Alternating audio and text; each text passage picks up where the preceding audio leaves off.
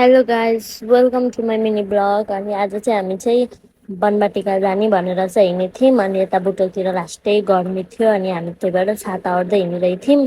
पहिला चाहिँ हामी भाउजूको घर गएपछि चाहिँ बल्ल बनबाटिका जाने, त्यहाँबाट चाहिँ भन्ने डिसाइड गऱ्यौँ। अनि हामी चाहिँ गयौँ। त्यहाँ चाहिँ मेरो सानो बहिनी हो। अनि हामी फाइनल्ली बनबाटिका पुगिसक्यौँ। हामी चाहिँ साँझ साँझ बेला बल्ल हिँडेको थियौँ, किनभने एकदमै गर्मी थियो नि त बुटोलतिर, त्यही भएर।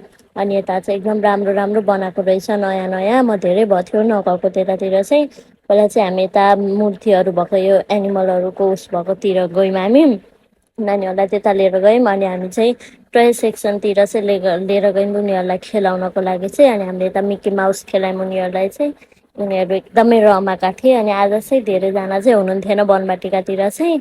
अनि हामी यता ग्राउन्डतिर बस्न आयौँ, एकदमै मच्छर लागिरहेको थियो अनि एकदमै गर्मी थियो त्यता चाहिँ। अनि हामी चाहिँ फाइनल्ली साँझ साँझ खेर गयौँ फेरि घर। By by guys.